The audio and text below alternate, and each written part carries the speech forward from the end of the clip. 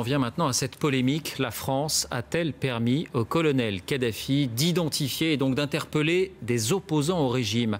En partenariat avec Wikileaks, un site révèle que du matériel d'espionnage a été livré à Tripoli, un matériel qui permet d'intercepter des télécommunications. La société aurait même aidé les services libyens à l'utiliser. Au-delà de cette affaire précise, c'est toute la question de la vente des armes et de l'opposition entre le commerce et l'éthique qui est posée. Enquête Amiras Willem, Michel Hiver. Eagle, c'est le nom du logiciel qui fait polémique. Il est français, mais surtout il a servi à espionner des opposants libyens. Il y a quelques jours à Londres, le fondateur de Wikileaks s'en prend à la société informatique qu'il a mise au point, Amesis, une filiale de Bull. Les opérations d'Amesis étaient importantes. Et on sait, c'est de notoriété publique, que l'équipe Sarkozy était au courant de ce qu'il faisait, notamment en Libye. En 2007, pour 12 millions d'euros, Kadhafi s'offre un système qui permet de surveiller tous les internautes libyens. Officiellement, il s'agissait de traquer Al-Qaïda. Mais ce journaliste d'investigation a trouvé une liste de personnes surveillées, pas des terroristes ou des trafiquants. En fait, le logiciel français permettait de surveiller étroitement des opposants politiques libyens.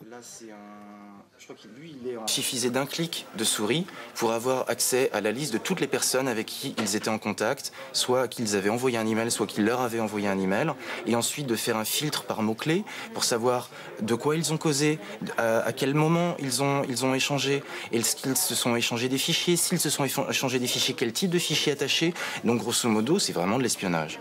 Amesis était-elle au courant? La société a-t-elle enfreint la loi? Des questions auxquelles la société a refusé de répondre pendant plusieurs mois. Mais pour la première fois, un responsable a accepté de nous recevoir. Dans ce genre de vente, nous dit-il, une seule question se pose. C'est légal ou c'est pas légal? Quand c'est pas légal, on vend pas.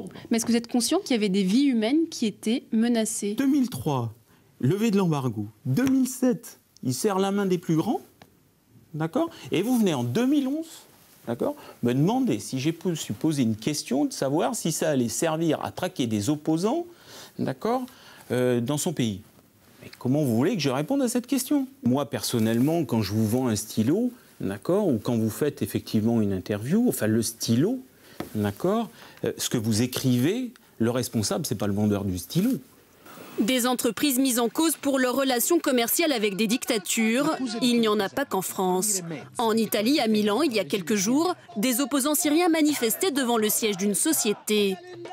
Alors que la répression fait rage, l'entreprise devait livrer du matériel de surveillance au régime de Bachar el-Assad. Face au tollé, l'entreprise finit par annoncer son retrait du projet. En France, ces systèmes de surveillance ne sont pas considérés comme de l'armement et donc leur commerce est libre. En revanche, en ce qui concerne les armes, elles ne sont vendues qu'aux pays qui respectent les droits de l'homme. En théorie seulement, car il s'agit d'un secteur majeur dans l'économie. 130 000 emplois, 4 à 6 milliards d'euros de commandes par an. À ce prix-là, les grands principes ne pèsent plus très lourd. Il y a aussi des pays pour lesquels des nuances sont apportées. Par exemple, pour la Chine, il y a un embargo sur les armes offensives, mais il est possible aux Chinois d'acquérir des matériels de guerre, par exemple des systèmes de vision nocturne, si ça concerne la lutte anti-drogue ou la lutte antiterroriste. Donc il y a des arrangements avec les grands principes. Face aux multiplications des affaires, les députés PS demandent aujourd'hui une commission d'enquête sur ces ventes.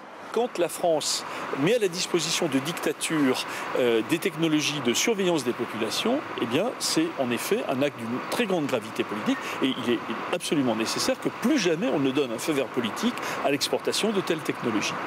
Des spécialistes de la surveillance sur Internet peut-être bientôt devant les tribunaux. Des ONG ont décidé de les poursuivre pour des contrats avec des régimes autoritaires. À propos d'armement, à noter